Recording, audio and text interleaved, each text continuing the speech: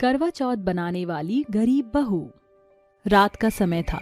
एक टूटी फूटी झोपड़ी में एक गरीब औरत अपने पति का इंतजार कर रही थी। बाहर बहुत जोर से बारिश हो रही थी। बारिश का पानी झोपड़ी के अंदर टपक रहा था।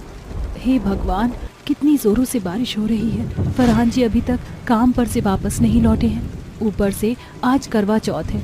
इतनी जोर से बारिश में तो चांद भी नहीं निकला। अनुराधा ये सोच ही रही होती है, तभी उसकी सास उसकी टूटी फूटी झोपड़ी में आ जाती है। ये क्या बहू, तो इस टूटी झोपड़ी में कैसे रह रही है? चल बहू, मेरे साथ चल। नहीं माँ जी, मैं यहीं ठीक हूँ। फरहान जी आते ही होंगे। आज मेरा करवा चौथ का व्रत है। मैंने अपने पति की लंबी उम्र के लिए ये व्रत रखा है। जैसे ही चांद निकल आएगा मैं अपना व्रत खोलूंगी। अरे बहू, जिसके लिए तूने ये करवा चौथ का व्रत रखा है वो हॉस्पिटल में एडमिट है। अरे मेरा बेटा मौत और जिंदगी से जूझ रहा है। मैं तेरे आगे हाथ जोड़ती हूँ, चल मेरे साथ चल। शबनम की ये बात सुनकर अनुराधा के हाथ से पूजा की थाली नीचे गिर जाती है और वह अपनी सास शबनम के साथ हॉस्पिटल के लिए निकल पड़ती है। आखिर शबनम एक हिंदू होकर एक मुस्लिम लड़के के लिए व्रत कैसे रखती है? चलिए कहानी को समझने के लिए थोड़ा पीछे चलते हैं। अनुराधा एक बहुत ही सिंपल और खूबसूरत लड़की थी। कॉलेज में सभी लड़के उसके पीछे पागल थे, लेकिन वह केवल अपनी पढ़ाई पूरी करना चाहती थी। उसी बीच कॉलेज में एक फरहान नाम का लड़का आता है। फरहान लंबा और हैंडसम था। सभी लड़कियां उसके पीछे पागल थीं। जब फरहान ने पहली बार अनुराधा को देखा तो वह उसे देखता ही रह गया। अरे वाह, इतनी खूबसूरत लड़की मैंने पहले कभी नहीं देखी। ये तो पूरा चांद का टुकड़ा है। इस लड़की को तो मैं ही पटाऊंगा। फरहान रोज अनुराधा से बात करने की कोशिश करता है, लेकिन अनुराधा उसकी तरफ कभी पलट कर भी नहीं देखती। एक दिन फरहान उसका हाथ पकड़ लेता है और उससे कहता है, तुम समझती क्या हो अपने आप को? अरे जब देखो मुझे अनदेखा करती हो। अरे तुमने मुझे समझ क्या रखा है? मैं कोई लफंडर नहीं हूँ। तुम्हें देखते ही प्यार हो गया था, इसलिए तुमसे बात करने की कोशिश करता हूँ, लेकिन तुम हो कि मेरा प्यार समझना ही नहीं चाहती। मैं तुम्हारे बारे में सब जानती हूँ। दरअसल मैं भी तुम्हें पसंद करती हूँ, लेकिन मजबूर हूँ। हम दोनों का कुछ नहीं हो सकता। क्या कहना चाहती हो तुम? क्योंकि मैं एक हिंदू हूँ और तुम एक मुसलमान हो, और ऊपर से तुम शहर के सबसे रईस खानदान के बेटे हो। मैं बहुत गरीब हूँ। तुम्हारे परिवार वाले मुझे मंजूर नहीं करेंगे। अगर ऐसी बात है तो मेरे साथ चलो। फरहान अनुराधा का हाथ पकड़कर उसे एक मस्जिद में ले जाता है, जिसके बाद वह उसके साथ निकाह करता है। निकाह करने के बाद वह उससे कहता है, आज से तुम मेरी पत्नी हुई। अब हम दोनों को खुदा भी अलग नहीं कर सकता। फरहान अनुराधा को अपने साथ अपने घर ले जाता है। जैसे ही उसकी अम्मी शबनम उसे एक हिंदू लड़की के साथ देखती हैं, वह गुस्से से आग बबूला हो जाती हैं। इंशाअल्लाह फरहान, तुमने ये क्या कर दिया? अरे तुमने एक हिंदू लड़की से शादी कैसे की? तुमने अपने ही कानूनों को तोड़ा है। हमारे मजहब में एक हिंदू लड़की से शादी करना कितना बड़ा गुनाह है, तुम्हें नहीं पता?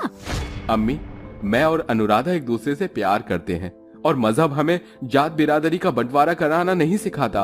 अगर हम दोनों एक दूसरे से प्यार करते हैं तो हम एक साथ रह सकते हैं।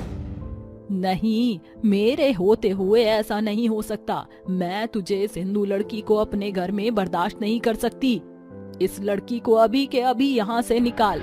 नहीं अम्मी, इस घर से अनुराधा अकेली नहीं जाएगी, मैं उसके साथ जाऊंगा। ये सुनते ही शबनम अचंभित रह जाती है, जिसके बाद वह फरहान से कहती है, क्या इसीलिए मैंने तुझे इतना बड़ा किया था कि तू एक दिन हिंदू लड़की से शादी करके अपनी ही अम्मी को छोड़ने की बात करेगा? नहीं अम्मी, जिस दिन आप मेरी और अनुराधा की मोहब्बत को समझ जाओगी उस दिन मैं वापस घर लौट आऊंगा। थोड़ी देर सोचने के बाद शबनम फरहान से कहती है, रुको फरहान, तुम्हें कहीं जाने की जरूरत नहीं है। जाओ, इस लड़की को कमरे में ले जाओ। फरहान बहुत खुश होता है और अपनी अम्मी को गले से लगा लेता है। मैं जानता था आप मेरी बात मान जाओगे। फरहान अनुराधा को अपने कमरे में ले जाता है। उनकी शादी को कुछ दिन बीत जाते हैं और अब शबनम अपने रंग दिखाने लगती है। एक दिन अनुराधा रसोई में सबके लिए खाना बना रही होती है, तभी शबनम रसोई में आ जाती है। तुम्हें यहाँ आने की इजाजत किसने दी? माँ जी, मैं फरहान जी के लिए नाश्ता तैयार कर रही हूँ। अनुराधा इतना कहती ही है कि तभी शबनम उसका हाथ पकड़ लेती है और गर्म गर्म तवे पर धर देती है। आइंदा अगर मुझसे बिना पूछे इस रसोई में कदम रखा तो मुझसे बुरा कोई नहीं होगा, और ये हाथ जलने की बात अगर फरहान तक पहुंची तो मैं तुझे इस घर से बाहर निकाल दूंगी। दिन प्रतिदिन शबनम अनुराधा के ऊपर बहुत अत्याचार करने लगती है। एक दिन अनुराधा अपने कमरे में फरहान से कहती है, फरहान जी, करवा चौथ आ रहा है, मुझे करवा चौथ के लिए थोड़ा सा सामान चाहिए होगा, क्या आप मुझे थोड़ी सी शॉपिंग करवा दोगे? अरे इसमें पूछने की क्या बात है, चलो मेरे साथ, चलो मैं तुम्हें अभी शॉपिंग करवाता हूँ। शबनम ये सब बाहर खड़ी सुन रही होती है, जिसके बाद वह कमरे में आती है और फरहान से कहती है, खबरदार फरहान, जो तुमने इस करवा चौथ के लिए सामान दिलवाया इसे, अरे शादी के बाद ये हमारे नियमों का पालन करेगी ना, कि अपने हिंदू धर्म के नियमों का पालन करेगी? लेकिन माँ जी, ये व्रत तो पति की लंबी उम्र के लिए होता है। नहीं, मेरे होते हुए तुम इस घर में करवा चौथ का व्रत नहीं रख सकती। अरे अम्मी क्यों जिद कर रही हो, अगर अनुराधा व्रत रखना चाहती है तो वो रखेगी। बस बहुत हुआ, अब मैं इस लड़की को और बर्दाश्त नहीं कर सकती। एक काम करो, तुम दोनों अभी के अभी मेरा घर छोड़कर चले जाओ। जब इस लड़की के साथ तुम्हें आटे दाल का भाव पता चलेगा तो तुम वापस अपनी अम्मी के पास लौट आओगे। शबनम उन्हें जाने के लिए कह देती है, जिसके बाद फरहान शबनम को लेकर वहाँ से चला जाता है। वह दोनों एक टूटी फूटी झोपड़ी में रहने लगते हैं। फरहान के पास जितने पैसे होते हैं वह उतने पैसों में अनुराधा को करवा चौथ का सामान ला देता है। आपने सारे पैसे करवा चौथ के सामान में ही खर्च कर दिए, घर के राशन का अब क्या होगा? तुम चिंता मत करो, तुम अपना करवा चौथ का व्रत पूरा करो, मैं पैसों का इंतजाम करता हूँ।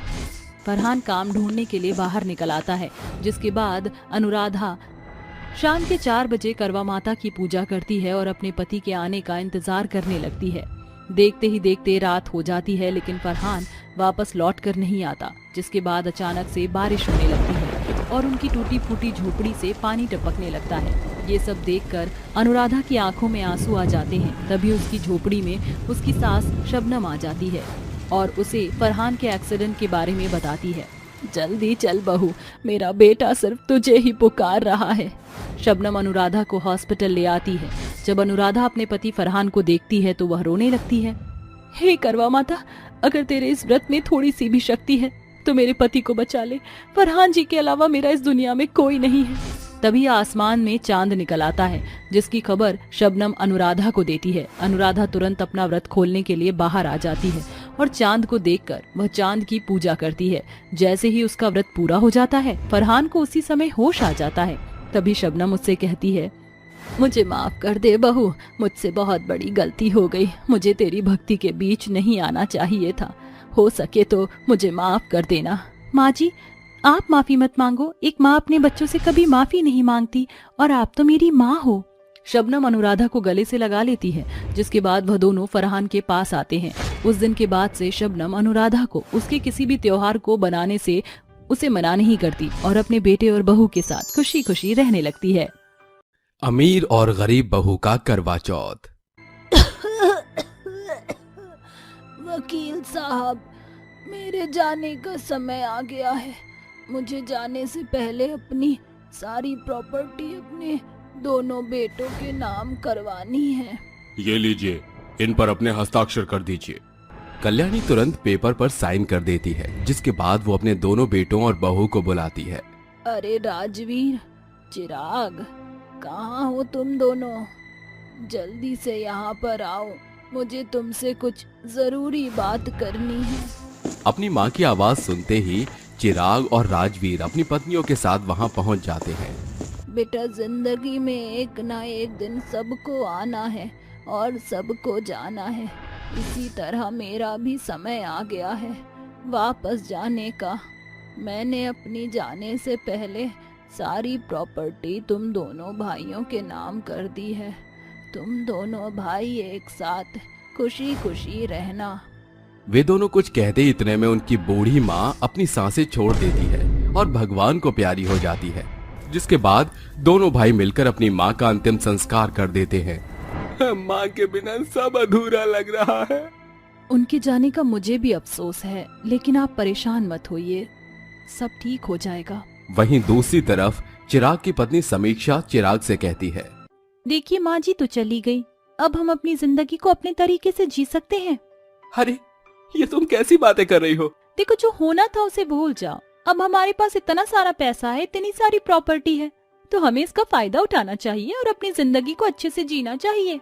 चिराग समीक्षा की बातों में आ जाता है और अपना सारा पैसा ऐसे ही अपने शौकों में उड़ाने लगता है।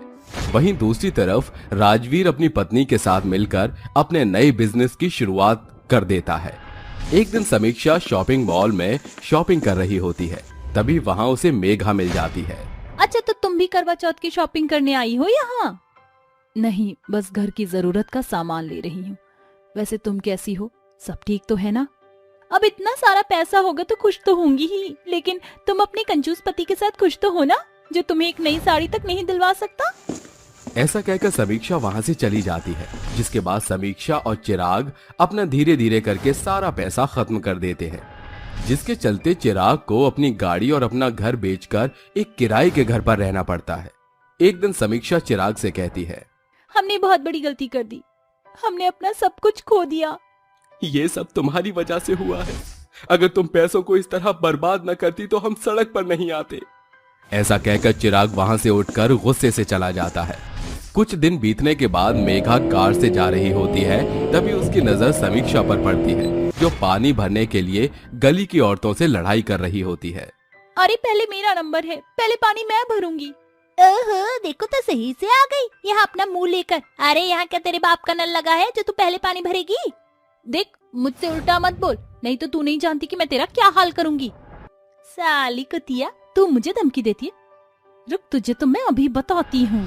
देखते ही देखते उन दोनों की लड़ाई होने लगती है। तभी मेघा वहां आकर लड़ाई रोकती है। तुम ठीक तो हो ना? तुम इन औरतों के मुंह क्यों लग रही हो, और तुमने ये अपनी हालत क्या बना रखी है? समीक्षा की आंखों में आंसू आ जाते हैं, लेकिन वो बिना कुछ कहे अपने घर को लौट आती है। उसका ये बर्ताव मेघा को कुछ समझ नहीं आता। रात को जब चिराग वापस घर को लौटता है तो उसके आने पर समीक्षा उससे कहती है, देखिए जी, कुछ ही दिनों में करवा चौथ का व्रत आने वाला है। आज पड़ोस की सभी औरतें करवा चौथ की तैयारी कर रही हैं। जो मैंने अपने लिए पहले शॉपिंग की थी वो सब मैंने घर की जरूरतों के चलते बेच दी। अब मेरे पास एक ढंग की साड़ी तक नहीं है। आप मुझे भी एक प्यारी सी साड़ी और हाथों के लिए चूड़ियां और मेरे व्रत का सामान दिलवा दीजिए। अरे पागल हो गई हो क्या? भला मेरे पास इतने पैसे कहाँ से आए जो मैं तुम्हारे ये फालतू के शौक पूरे करूं? क्या कहा? फालतू के शौक? अरे आप करवा चौथ के व्रत को फालतू का शौक कैसे बता सकते हो? चिराग बिना कुछ कहे वहाँ से चला जाता है। अरे हाँ हाँ, जाओ यहाँ से। मुझे तो पता ही था कि तुम मेरी कोई ख्वाहिश पूरी नहीं कर सकते। अरे ये सब मेघा उसके घर के बाहर खड़ी होकर सुन लेती है, जिसके बाद मेघा समीक्षा के पास आती है और उससे कहती है, देखो समीक्षा, तुम बहुत मुश्किल में हो, इसलिए मैं तुम्हारी मदद करने के लिए आई थी। ये लो, अपने पास इन पैसों को रख लो और अपने करवा चौथ का सामान ले आना। अब इन पैसों को लेने से मना मत करना। मेघा उसके हाथों में पैसे रख देती है, जिसके बाद समीक्षा रोते हुए कहती है, ये सब मेरी ही गलती है। काश अगर मैंने उस समय थोड़ा सा पैसा जोड़ लिया होता तो आज मेरा ये हाल ना होता। मेघा वहाँ से चली जाती है। उसके जाने के बाद समीक्षा अपने मन ही मन सोचती है, मैंने अपनी एक गलती की वजह से सब कुछ खराब कर दिया, लेकिन अब मैं सबको सुधारना चाहती हूँ। चिराग जी तो शर्म के मारे कभी भी राजवीर भाई से बात नहीं करेंगे। मुझे ही मेघा दीदी के पास जाकर उनसे बात करनी होगी। ऐसा सोचकर समीक्षा रात के समय ही घर से निकल जाती है। वो सुनसान सड़क पर चलती रहती है। तभी वहाँ से राजवीर की कार गुजर रही होती है। राजवीर समीक्षा की हालत देखकर अपनी कार उसके पास रोकता है और उससे कहता है, अरे समीक्षा, ये क्या? तुम इतनी रात को इस सुनसान सड़क पर चलकर कहाँ जा रही हो? चलो कार में बैठो। राजवीर समीक्षा को अपनी कार में बिठाकर उसे अपने साथ अपने घर ले जाता है, जिसके बाद वो समीक्षा को बिठाकर उससे पूछता है, ये सब क्या हो गया है समीक्षा? तुम्हारी ये हालत? और चिराग कहाँ है? तुम दोनों ठीक तो हो ना? समीक्षा बहुत बुरी तरह रोने लगती है, जिसके बाद वो राजवीर को अपने साथ हुई सभी परेशानियों के बारे में बताती है, जिसे सुनकर राजवीर बहुत मायूस हो जाता है और समीक्षा से कहता है, तुम दोनों इतनी परेशानियों से जूझते रहे और तुमने एक बार भी मुझे कुछ नहीं बताया? क्या तुम मुझे अपना नहीं समझते हो? अरे तुम दोनों मेरे बच्चों की तरह हो। तभी वहां पर मेघा आ जाती है और समीक्षा से कहती है, देखो, वक्त वक्त की बात है। उस समय तुम्हारा वक्त था और तुमने अपने पैसों को अपने शौकों में इस्तेमाल किया, लेकिन उस वक्त हमने एक समय का खाना छोड़कर पैसा सेव किया और उसे सही जगह इस्तेमाल किया। जिसकी वजह से आज हम ऐशो आराम की जिंदगी जी रहे हैं। लेकिन तुम्हें तुम्हारी गलती का एहसास है, इसलिए हम तुम्हारे साथ हैं और तुम्हारी मदद भी करेंगे। मैंने आपके साथ इतना बुरा बर्ताव किया था, उसके बाद भी आपने मेरी मदद की। मुझे आज अपनी गलती पर सच में बहुत अफसोस है, लेकिन अब मैं ऐसी गलती दोबारा कभी नहीं करूंगी। बस मेरी आपसे एक प्रार्थना है, मुझे और मेरे पति को आपसे कुछ नहीं चाहिए। बस आप मेरे पति को अपनी कंपनी में नौकरी पर रख लीजिए। कल से तुम चिराग को कंपनी भेज देना। अब मैं उसे पैसा कमाना सिखाऊंगा और मेहनत का फल किस तरह मिलता है वो भी सिखाऊंगा। अगले दिन से चिराग अपने बड़े भाई राजवीर की कंपनी में जाकर काम करना शुरू कर देता है। राजवीर अपने छोटे भाई को अपनी कंपनी में सबसे छोटा काम देता है ताकि उसे अपने पैरों पर खड़ा होना आ सके। ये बात चिराग को समझने में देर नहीं लगी और वो अपना काम मन लगाकर करता है। देखते ही देखते वो अपनी मेहनत और लगन से अपने भाई की कंपनी में मैनेजर की पोस्ट पर आ जाता है। धीरे धीरे वो अपने हालात भी ठीक कर लेता है, जिसके बाद वो अपनी पत्नी समीक्षा के साथ करवा चौथ का त्योहार अच्छे से मनाता है। 5 बहुओं का एक पति। ब्रिजेश बाजार से खरीदारी करके देर सांझ घर की दहलीज से भीतर दस्तक देता है। शर्मिला, रमीला, करिश्मा, करीना, सोनम, अरे कहाँ हो? देखो बाबूजी अपनी बेटियों के लिए क्या लाए हैं। आवाज सुनकर 5 बहनें एक ही भांति का पहरावा पहने बाहर आती हैं। पिताजी, आपने हमें पुकारा? हाँ मेरी बेटियों, तुम्हारे लिए तोहफे लाया हूँ। खोल कर देखो।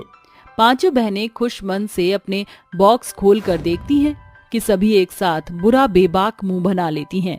ये देख ब्रिजेश बोलता है, क्या हुआ, तुम 5 को तोहफा पसंद नहीं आया क्या? बाबूजी, आप जानते हैं ना, ये नारंगी रंग हम बहनों को बिल्कुल भी पसंद नहीं। ये रंग हम 5 पर एकदम बेहुदा बकवास लगता है। इससे बेहतर तो आप हम बहनों को पैसे दे देते, हम बहनें बतौर खुद खरीदारी कराते। मेरी खरीदारी में खामियां तो निकाल दी, अब जरा बताओ तुम्हें चाहिए क्या? ब्रिजेश के पूछने पर 5 बहनें एक ही शब्द स्वर से बोलती हैं, सिंपल सा सुनहरा सूट। जानता था मैं कि ऐसा ही जवाब होगा तुम 5 का। जब देखो 5 की 5 एक सी पसंद के पीछे समान सुरताल पकड़े रहती हैं। बाबूजी, अब हम बहनों की पसंद एक दूसरे से हुबहू मिलती है, तो हम क्या करें? वैसे भी बाबूजी, ये बैल बूट वाले सूट हम 5 में से किसी को पसंद नहीं। अपनी बेटियों का एक समान स्वर शब्द सुनकर ब्रिजेश बोलता है, अरे देख रही हो अनुराधा, इन 5 बहनों की पसंद परवान चढ़ती जा रही है। अजी, मेरा जिया तो इन 5 की एक भांति की पसंद से पहले ही भरपूर भयातुर है। कहीं कल शर्मीली के रिश्ते वाले के सामने ये बहनें बतौर ब्याह के लिए एक ही पति की पहल न कर बैठे। ये कहानी है ब्रह्मपुरा गांव में रहने वाली अनुराधा और ब्रिजेश की बेटियों की, जिनकी पसंद नापसंद पूरे तौर से एक दूसरे से मेल खाती थी। दोनों दंपत्ति इस बात से बड़े परेशान रहते थे। रात के पहर का पड़ाव पार होने के साथ अगला दिन दस्तक देता है, जहां कुंती अपने बेटे प्रीतम के साथ ब्रिजेश के घर आती है।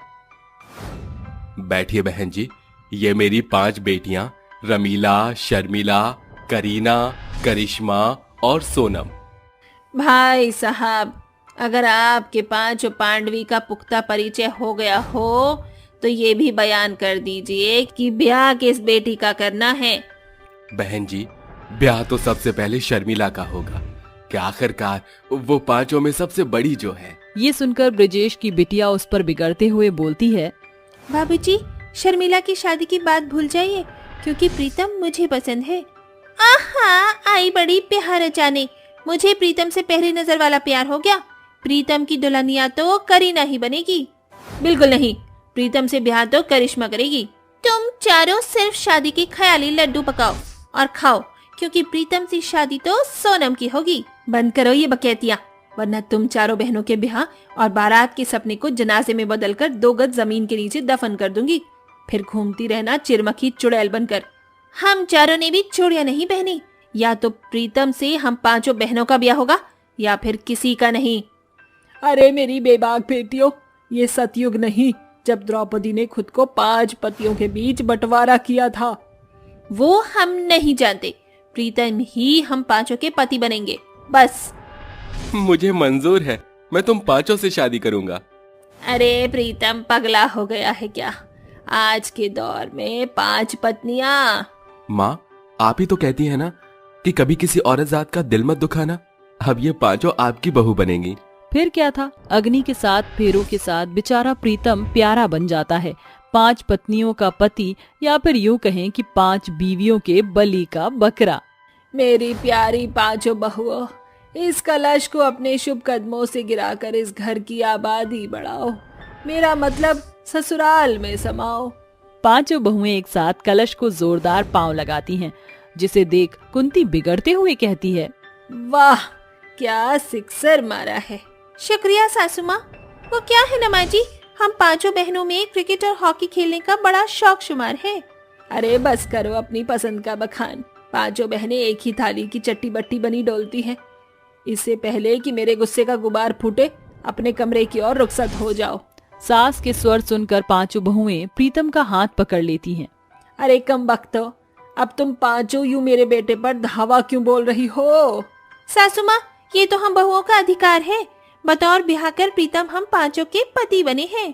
5 प्रीतम को कमरे में ले आकर कहती हैं, ये लो पतिदेव, मैंने आपके लिए केसर का दूध बनाया है।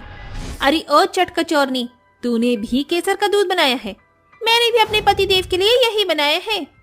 अरे आज हमारी ये पसंद मिलना तो 100% लाजमी है। चलो पतिदेव, एक एक करके 5 का गिलास खत्म कर दो। प्रीतम 5 के हठीलेपन के कारण दूध खत्म करके बोलता है, अरे मेरी मंद बुद्धि बीवियों की बला से दूध पीकर मेरा पेट फटने को हो रहा है। तू तो गया प्रीतम प्यारे। बेचारा बीवियों का मारा प्रीतम पूरी रात घर में घूमता है। सुबह, अरे प्रीतम, तू इतनी भोर को भूत की तरह घर में क्यों भटक रहा है? पूछो मत माँ, कल रात 5 पत्नियों ने परेशान कर दिया। बेटा, मुझे तो डर इस बात का है कि कहीं ये 5 बहुएं हमारे लिए बवासीर न बन जाए। एकाएक सामने से आती 5 बहुओं को देख कुंती बात बदलते हुए कहती है, आओ पधारो मेरी 5 बहुरानियों। आज तुम 5 को चूल्हा पूजन में कुछ मीठा पकाना है, तो शुरू हो जाओ। कुछ देर बाद 5 बहू अपने बनाए खाने के साथ बाहर आती हैं, जिसे देख कुंती हाथ मलते हुए बोलती है, चलो, कुछ नहीं तो 5 बहुओं के आने से 5 तरह के मीठे नए पकवान चखने को मिलेंगे। जैसे ही कुंती बहुओं के लाई खाने के बर्तन का ढक्कन हटाती है, वह हैरत अंगेज होकर कहती है, बेड़ा गर्क हो इन बहुओं का। 5 को मीठे में हलवे के सिवा और कुछ नहीं सूझा। इस पर 5 एक दूसरे पर बिगड़ते हुए बोलती हैं, तुम चारों को मेरी नकल करते शर्म नहीं आती? माँ जी, सबसे पहले हलवा मैंने बनाया। इन चारों ने जानबूझकर मुझे डाह की है। तुम चारों चांडाल ने मेरी नकलची की है। अरे मेरी नासपीटी नकारा बहुओं, इस हलवे के पीछे हाहाकार मचाने से कुछ नहीं होगा। सारा मसला तुम 5 की पसंद है। अच्छा, सो तो बदलने से रही माँ जी। सास के लाख समझाने के बावजूद 5 की पसंद में कोई बदलाव नहीं। कभी 5 एक ही कपड़े के पीछे सारा बाजार टटोलती, तो कभी एक ही पसंद का खाना पकाती, जिसे देख कुंती कहती है, तुम बहुएं आजकल अन्न की बहुत बर्बादी कर रही हो। कल 5 की 5 ने पाव भाजी बनाकर बड़ी तादाद में बर्बादी की है। देखो, तुम 5 को अपनी पसंद को बदलाव देने की जरूरत है। एक दूसरे की नकल करके तुम 5 का परिचय पिछड़ रहा है। देखिए प्रीतम जी, हम 5 को एक जैसी आदत पड़ चुकी है, जो बदलने से रही। हमें एक जैसा दिखना ही पसंद है ना बहनों? बिल्कुल। ये सुनकर प्रीतम चुप्पी साध लेता है। अगली सुबह उन 5 को एक खत मिलता है, जिसमें लिखा था, मेरे लाख समझाने बुझाने के बावजूद भी तुमने अपनी मनमानी की। तुमसे शादी महज मेरी भूल थी। मैं जा रहा हूँ। जब ये खत तुम 5 तक पहुँचेगा, मैं जा चुका हूँगा। मेरी माँ का ख्याल रखना। इस खबर से 5 बहुओं को बेहद पछतावा होता है। पति को खोने के बाद 5 अपनी पसंद को पूरी तरह बदल देती हैं। अब प्रत्येक बहू अलग खाना बनाती, अलग पहरावा पहनती। इस बीच सप्ताह भर का पड़ाव पार हो जाता है। काश प्रीतम देख पाते कि हम 5 बहुओं की पसंद बदल गई है। तुमने मुझे पुकारा, मैं आ गया। प्रीतम को अपने सामने पाकर 5 स्तब्ध हो जाती हैं। मगर आप तो हमें छोड़कर चली गई थी। वो सब महज एक मिथ्या था। मगर क्यों? ताकि तुम्हें सबक मिले। अगर मैं जाता नहीं तो तुम 5 की पसंद में परिवर्तन नहीं आता। शुक्रिया माँ जी, आपकी बदौलत हम बहू अपनी पहचान से वाकिफ हुई। अब हमारी पसंद एक दूसरे से एकदम परे है। आखिरकार सास की सूझबूझ से उसकी पांचों बहुओं को बदलकर नया आयाम देती है। जिस प्रकार मनुष्य का परिचय उसका पुख्ता प्रमाण है, उसी प्रकार परिवर्तन जीवन का आधार है। 3 गरीब बहू की गुस्सैल सास। अरे ओ मेरी 3 तितलियों, यहाँ आओ। क्या बात है सासू माँ, आपने हमें बुलाया? क्या है ना, बड़ी देर से तुम तीनों के दर्शन नहीं हुए थे, इसीलिए मेरी बेबाक बेवकूफ बहुओं, ये हाल की क्या हालत बना रखी है तुम तीनों ने। माँ ने तौर तरीके नहीं सिखाए हैं क्या? माफ कर दीजिए माँ जी, अभी सफाई कर देते हैं। फिक्रमंद हो जाइए माँ जी, हम तीनों बहुएं फौरन ही सारा घर साफ सुथरा कर देंगी। इसके बाद रज्जो अपने कमरे का रुख कर लेती है और कोमल कहती है, जब देखो सासू माँ शोले का गुस्सैल गब्बर बन बैठती है। सासू माँ का बेहिसाब बेमतलब गुस्सा देखकर मेरा मन करता है कि मैं लड़ाकू विमान बन जाऊं। वो बेचारी खुद ही अपनी जिंदगी की लड़ाई लड़ रही हैं। 2 बातें बर्दाश्त करने से हम बहुओं का कुछ भी नहीं बिगड़ेगा, मगर इसे बहुत कुछ बन भी सकता है। आखिरकार वो कौन सी वजह है जिसे रज्जो की बहुएं बेतहाशा परेशान हैं? किस बात से बेचारी बहुओं की आंखों में आंसू की बदरी छाया है? आइए एक नजर कहानी के पिछले पड़ाव की ओर प्रतिबिंबित करते हैं। ये कहानी है रावलपुर गांव में रहने वाली रज्जो की। पूरा घर फूलों लड़ियों से सजा धजा सुशोभित था। रज्जो कहती है, आखिरकार मेरे तीनों सपूतों की शादी के साथ मेरा सपना साकार होने जा रहा है। रज्जो के तीनों बेटों की शादी कोमल, अंजलि और भारती से हो जाती है। वह दहलीज पर खड़ी तीनों बहुओं की ओर ताक रही होती है। अरे रज्जो, अब तीनों बहोरियों के निहारत ही रहिए कि या स्वागत सत्कार भी करी है, सास बन गई है तू। एकाएक रज्जू अपना माथा पकड़कर कहती है, कोई जंग जीत कर नहीं आ रही है जो इन तीनों का तिलक करूं। इनके गरीब बाप ने दहेज के दाम में एक फूटी कौड़ी तक नहीं दी है, सिर्फ शादी का पुराना पहरावा पहनकर भेज दिया। अरे रज्जो, कैसन स्वर शब्द का बोल बाला बोलत है। अरे तीनों तो हर बहू है, और ई तो का तो सालों से सास बने के शौक रही। हाँ, मगर सास बनते ही मेरा शौक सदमे में बदल गया। अरे ओ नास पीटियों, अब बाहर खड़ी खड़ी निहार क्या रही हो? भीतर आओ भिखारिनो, और तुम सब भी अपनी मंडली लेकर चलती बनो। सभी के जाते रज्जो अपनी बहुओं को धमकाते हुए कहती है, कान खोलकर सुन लो, अब इस घर की बागडोर तुम बहुओं के हाथ में है। अगर सुबह तीनों तितलियां समय से नहीं उठी तो तार भगार कर दूंगी। सास का गुस्सैल स्वर शब्द सुनकर तीनों बहुओं की आंखों से नींद गुल थी। सवेरे तीनों समय से पहले कामकाज खत्म कर देती हैं। शुक्र है दीदी, हम तीनों ने कामकाज निपटा दिया, वरना क्या पता सासू माँ के गुस्से का गुबार कब फूट पड़े। हाँ अंजलि। अरे तुम तीनों इतनी सवेरे क्यों जाग गई? कमाल है, सासू माँ के कहने पर हम तीनों बहुएं तड़के सुबह उठी हैं। अरे बौरा गई हो क्या तुम तीनों? अगर मुझे तुम तीनों को उठाना होता तो मैं क्यों जागती? अरे मेरा सर फटा जा रहा है, जल्दी से मेरे लिए चाय बनाओ। इसके पश्चात तीनों बहुएं किचन के कामों में लग जाती हैं कि कोमल कहती है, दीदी ये सासू माँ रह रहकर साइको क्यों बन जाती हैं? बेवजह गुस्सा करती हैं। इसके बाद तीनों उसके लिए चाय लिए बाहर आती हैं। माँ जी चाय लाई हूँ। तो अब क्या मेरे माथे पर रखेगी? जैसे ही रज्जो चाय की पहली घूंट पीती है वो थूकते हुए कहती है, आथो, अरे ओ मेरी चांडाल चुड़ैल बहू, ये कैसी बकबाकी सी चाय बनाई है? 3 तिगाड़ा काम बिगाड़ा। सासू माँ आपको साइको की बीमारी है क्या? बेवजह हम बेचारी बहुओं पर घनघोर गुस्सा क्यों दिखाती हैं? ये सुनकर रज्जो का गुस्सा 7वें आसमान पर पहुंच जाता है। वह कोमल को जोरदार तमाचा जड़ते हुए कहती है, बदतमीज, ये क्या सलीका है अपनी सास से बातचीत करने का? मेरे आगे ज्यादा जुबान चलाई तो चमड़ी उधेड़ कर रख दूंगी। समय बीतता है। रज्जो बहाने से अपनी तीनों बहुओं को तंग किया करती। अरे ओ मेरी अंधी गुंगी बहरी 3 बहुओं, जरा यहाँ तो आना। माँ जी आपने बुलाया? क्यों कोमल बहू, जुबान तो धारदार कैंची की तरह चलती है। एक काम भी बिन बर्बादी के नहीं होता तुझसे। जानती है तूने ही मेरी साड़ी की जाट बदली है। उसकी कीमत लाख रुपए थी। इतना कीमती कपड़ा तुम गरीब बहनों के बस में कहाँ। माँ जी, आप हम बहनों की बेबसी का मजाक बना रही हैं। हम बहनें गरीब जरूर हैं, मगर आपकी तरह गुस्सेल नहीं। ये सुनकर रज्जो कोमल के हाथों पर कंटीली छड़ी से ताबड़तोड़ डंडे बरसाती है। आह माँ जी मेरा हाथ छोड़िए। माँ जी छोड़िए हमारी बहन को। अरे ये कैसा कसाईपन है। शायद आप सास बनने के लायक नहीं। हम बहुए बाप की ज्यादतियां और बर्दाश्त नहीं करेंगी। जा रही हैं हम। भारती और अंजलि कोमल को लेकर जैसे ही दरवाजे पर दस्तक देती हैं, रज्जो की आंखें बेतहाशा बोझिल होने के संग वह जमीन पर चित्त हो जाती है। आए माँ, आए। आँख खोलिए माँ जी, क्या हुआ आपको। दीदी, माँ जी को लेकर अस्पताल जाना होगा। तीनों बहुएं उसे हॉस्पिटल लेकर आती हैं, जहां डॉक्टर जांच पड़ताल करके कहता है, डॉक्टर साहब हमारी सासू माँ ठीक तो है। अब मैं आप दोनों से जो कहने वाला हूँ उसे बड़े गौर से सुनिएगा।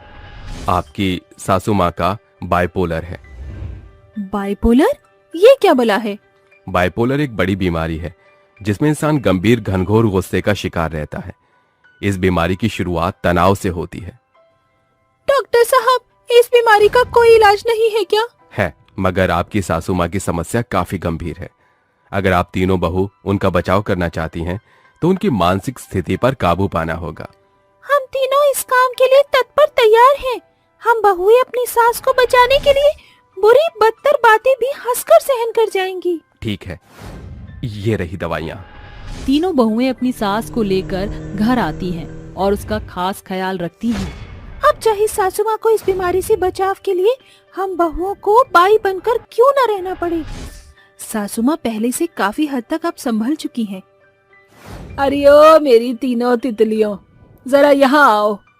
जी सासू माँ, कहिए, कुछ काम था क्या।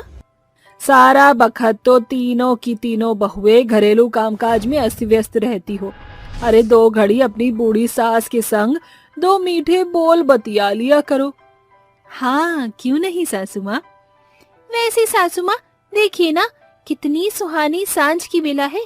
क्यों ना हम तीनों बहू और सास सैर के लिए चले। नेकी और पूछ पूछ, चलो। तीनों बहुएं रज्जो को कभी घुमाने फिराने ले जाती तो कभी उसके साथ बैठकर बातें करती। रज्जो तनाव से बाहर आने लगी थी कि एक सांझ, अरे बहू, आज मैं भी तुम बहुओं के संग खाना बनाऊंगी। रसोई कर रखो किए तो बहुत वक्त बीत गया। चारों मिलकर रज्जो के साथ रसोई घर में आती हैं, मगर खाना बनाने के दौरान रज्जो बेतहाशा बेहोश हो जाती। तीनों उसे अस्पताल लाती हैं। डॉक्टर, सासू माँ ठीक तो हो जाएंगी ना। देखिए, मेरे तो शब्द ही साथ छोड़ रहे हैं। सैकड़ों जांच पड़ताल तीनों कर बहुएं ली, भगवान की मगर मूर्ति उनकी के दशा समझ सामने नहीं आ हाथ रही। जोड़कर खड़ी हो जाती हैं और रोते बिलखते कहती हैं, ये संसार के रचयिता, हमारी सासू माँ की सांस की बागडोर आपकी हथेली में बंद है। भगवान, उन्हें इस रोग के बिछोने से आजाद कर दो। हाँ प्रभु, आज आपको हम बहुओं की पुकार सुननी ही पड़ेगी। एकाएक डॉक्टर आकर बताता है, सुनिए, आप तीनों की सास बेहोशी से बाहर आ चुकी हैं। तीनों भगवान का शुक्रिया अदा करती हैं और दौड़ते हुए अपनी सास के पास पहुंचती हैं। बधाई हो, आप तीनों बहुओं ने आखिरकार अपनी बीमार सास को मौत के मुंह में जाने से बचा ही लिया। बहू, डॉक्टर साहब क्या बोल रहे हैं। माँ जी, आप पिछले कई महीनों से बाइपोलर की बीमारी से ग्रस्त थीं। इस बीमारी के बीच में मरीज आक्रामक रहता है। उनका भावी भविष्य में ठीक होना भी तय नहीं होता, मगर आपकी तीनों बहुओं के विश्वास ने आखिरकार अपनी सास को बचा लिया। तीनों बहुएं एकाएक रज्जो की बीमारी के बीच में उसके बदतर बर्ताव और गुस्सैल स्वभाव का बखान करती हैं। तुम तीनों को अपने सास की सैकड़ों सताव और ताड़नाएं सहना पड़ा। जरूर मैंने पिछले जन्म गोदान किया होगा, तभी मुझ बुढ़िया को ऐसी बहुएं नसीब हुई है। इस तरह तीनों गरीब बहुओं का खास ख्याल उसकी गुस्सैल सास को बतौर बीमारी के बिस्तर के चंगुल से बचा लेता है। जादुई सोना शहर। जैसे ही बबीता अपनी 5 साल की बेटी कनक के साथ बुलंदशहर स्टैंड पर उतरती है तो कनक कहती है, लगता है माँ ये सोना शहर है। जरा देखो तो, हर एक इंसान सर से लेकर पांव तक सोने में लदा हुआ है। और यहाँ हमारे पास खाना खाने को एक पैसा तक नहीं। इस शहर की तरह ही इन सभी रईसों का भाग्य बड़ा ही बुलंद है, तभी तो इन सभी के तन सोने से सजे हुए हैं। दोनों माँ बेटी अपनी पोटली पकड़े हुए वहाँ से चलने लगती हैं। चलते हुए दोनों मीलों की दूरी पार करके एक रिहायशी इलाके में दस्तक देती हैं। तभी बबीता जैसे ही डोरबेल बजाती है, गहनों में सजी धजी रईस शनाया दरवाजा खोलती है। कहो क्या काम है? मेम साहब, काम की तलाश में शहर आई हूँ, कोई काम काज हो तो कहिए। काम तो इतना है कि तुम कर नहीं पाओगी, पहले पूरा घर अच्छे से देख लो, परख लो, उसके बाद बताना। दोनों घर के भीतर घुसकर चारों ओर निगाह दौड़ाने लगते हैं, जहाँ संपूर्ण विलासिता की वस्तुएं शुमार थी। मेम साहब, मैं सारा काम निपटा लूंगी, बदले में पूरे काम का ज्यादा नहीं 5,000 पगार लूंगी। अरे पागल हो गई हो? 5,000 पगार, वो भी पहले महीने में? ना बाबा ना, मैं सिर्फ 1,500 रुपए दूंगी। मेम साहब, आप तो इतनी अमीर हैं, सर से पांव तक सोने से लदी हुई हैं। अब 5,000 की पगार से आपके घर में कुछ फर्क नहीं पड़ेगा, मगर मुझ गरीब माँ और मेरी बेटी का पेट भर जाएगा। अब तो माँ बेटी का पेट पहाड़ है तो मैं भला क्या करूं? पगार में मैं 1,500 से एक पाई ज्यादा नहीं दूंगी। मेम साहब, इस महंगे शहर में रहने के लिए एक झुग्गी झोपड़ी भी 2,000 से नीचे की नहीं होती। अगर 100 रुपए में भी हम अपना पेट भरेगा तो 5,000 चाहिए। अरे रे ठीक है, उसका भी बंदोबस्त करवा देती हो। ये बगल वाली सुनहरी कोठी मेरी सहेली इनायत की है, उसे काम वाली बाई की जरूरत है। अगर तुम्हारा काम पसंद आ गया तो वो तुम्हें 3,000 पगार देगी। मैं भी 2,000 पगार देने की कोशिश करूंगी, विश्वास करके एडवांस दे रही हूँ, लेकिन फर्र मत हो जाना। बहुत बहुत शुक्रिया मेम साहब। मिले हुए पैसों से बबीता एक बस्ती की झुग्गी का भाड़ा देकर वहाँ बसेरा बना लेती है। बिटिया, बाहर के ठेले से 10 रुपए की डबल रोटी लिया, एक एक पाई बहुत सोच समझ कर खर्च करना होगा। ठीक है माँ। कनक फटाफट दौड़कर डबल रोटी ले आती है। वो डबल रोटी बबीता कनक को खिला देती है और खुद भर पेट पानी पीकर कहती है, ये भी क्या दोहरी जिंदगी है। ये शहर एक और जहाँ रईसों के लिए स्वर्णिम शहर, वहीं हम जैसे छोटे तबकों के गरीब लोगों के लिए कोयले की खान है। यहाँ जब तक हाथ पांव चलाओ खाना खाने को मिलेगा, वरना भूख की आग में जूझना पड़ेगा। अगले सवेरे बबीता अपनी बेटी शनाया के घर का काम खत्म करती है, जिसके बाद वो बगल में उसे इनायत के घर आती है। इनायत की बोली में बड़ा रूखापन था। कौन हो? कहाँ से आई हो? मेम साहब, वो शनाया मैडम ने भेजा है। अरे जरा ठहरो, ये क्या मैले कुचैले कपड़े पहने मुंह उठा के चली आई हो? अरे मेरे घर में नौकर बनने के लायक नहीं हो तुम। सबसे पहले तुम्हें हमारे साँचे में ढलना पड़ेगा। इनायत बबीता को सारा काम समझाती है। अरे रे, जरा मेरे जेवरों से दूर रहो। बबीता कामकाज करके वहाँ से अपने घर चली आती है। ऐसे ही एक सप्ताह बीत जाता है। एक रात दोनों माँ बेटी आपस में बातें करती हैं। माँ, बेशक ये शहर बड़ा अमीर है, मगर इन बड़े लोगों के दिल उतने ही छोटे हैं। ये किसी की मदद नहीं करते, तभी तो अक्सर ये अस्पतालों में पैसे झोंकते हैं। हाँ बेटी, ये अमीर लोग किसी भी गरीब के सगे नहीं है।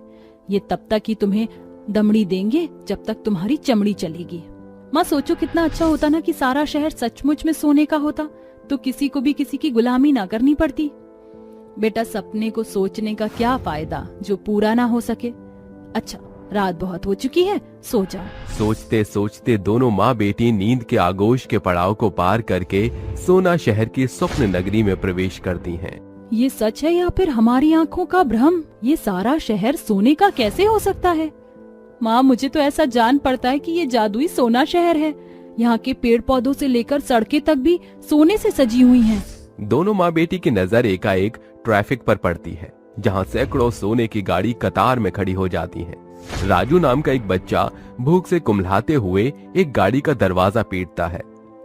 अरे मेम साहब दरवाजा खोलो ना, इस भूखे बच्चे को कुछ खाने को दे दो। अंदर बैठी महिला सोने की साड़ी पहने जोर से दरवाजा बाहर की ओर खोलती है कि बेचारा भूखा राजू छटकते हुए दूर जा गिरता है। उसके हाथ पांव में गहरी चोट आ जाती है, जिसके साथ खून का रिसाव शुरू होता है। तुम भूखे भिखमंगे अमीर लोग देखते नहीं कि चले आते हो गरीबी का जाल बिछाने, ताकि हम उसमें फंसकर तुम्हें पैसे दें। न जाने सरकार तुम जैसे भूखे भिखारियों को इस सोना शहर में आने की इजाजत देता ही क्यों है? उस औरत का चेहरा देखकर वो तंग रह जाती है, क्योंकि दरअसल उस रईस औरत का अक्ष बबीता के समान था। अरे ये तो मैं हूँ, रईस होकर मैं इतनी निर्दयी कैसे हो सकती हूँ? नहीं नहीं, ये जरूर मेरी हमशक्ल है। बेचारे बेबस गरीब को खाना देने के बजाय उसका खून बहा दिया इस औरत ने।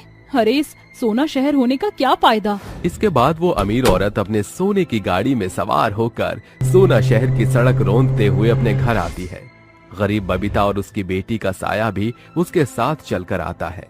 हे माय प्रिंसेस, देखो मम्मा आ गई। तभी सोने की फ्रॉक का पहनावा पहने सामने से दौड़ती हुई कनक आती है। ओ मम्मा, आप आ गई। एकाएक घर के भीतर से कांच के टूटने की आवाज आती है। ना जाने इस पर इस काम वाली बाई ने क्या बड़ा नुकसान किया होगा। दोनों अमीर माँ बेटी के साथ गरीब माँ बेटी का अक्ष घर के भीतर चला आता है, जहाँ गरीब काम वाली सीता डरी सहमी खड़ी थी। माफ करना मालकिन, गलती से गिर गया। गलती से गिरा है या जानबूझकर, ये तय करना मेरा काम है। इस गोल्डन पैलेस की मालकिन मैं हूँ। बेशकीमती वास तोड़ दिया। इस महीने पगार में तुझे 1 पैसे तक नहीं मिलेंगे। मालकिन ऐसा गजब ना करना, मेरी पगार से ही मैं मजबूर माँ मेरे बच्चों का पेट पालती हूँ। आपका तो घर सोने से सजा है, एक कांच की कीमत इस कदर मत असूलिए। तू चाहे लाख गिड़गिड़ा या फिर मेरे सामने नाक क्यों न रगड़, पगार तो मैं काट कर रहूंगी। अरे सोने के नशे में इस अमीर औरत की भौएं घमंड से भर गई हैं, जिसका शहर से लेकर घर बार तक सोने से जड़ा हुआ एक कांच की कीमत के लिए बेचारी इस गरीब के हक के पैसे मार रही है। ऐसे सोना शहर से बेहतर तो साधारण शहर का अस्तित्व है। हाँ माँ, इस सोना शहर में सांस लेना भी दूभर हो रहा है। इस स्वर्णिम शहर में अमीरों के नाम पर सनकी लोगों का बसेरा है। ये देखने से बेहतर मेरे साथ आंखें मूंद लो कनक। जिस पल जिन दोनों माँ बेटी सोना शहर से आंखें मूंदती हैं, तो वो खुद को अपने उसी झुग्गी में देखकर दंग होकर एक साथ कहती हैं। शुक्र है वो सोना शहर एक सपना था। माँ, क्या आप भी सपने में सोना शहर गई थी? हाँ बिटिया, सोना शहर के नाम पर वहाँ गरीबों पर सरासर अमीरों का शासन देखा। उससे बेहतर ये जीती जागती दुनिया है। सोना शहर का सपना दोनों गरीब माँ बेटी को बड़ा सबक देती है, जिसके बाद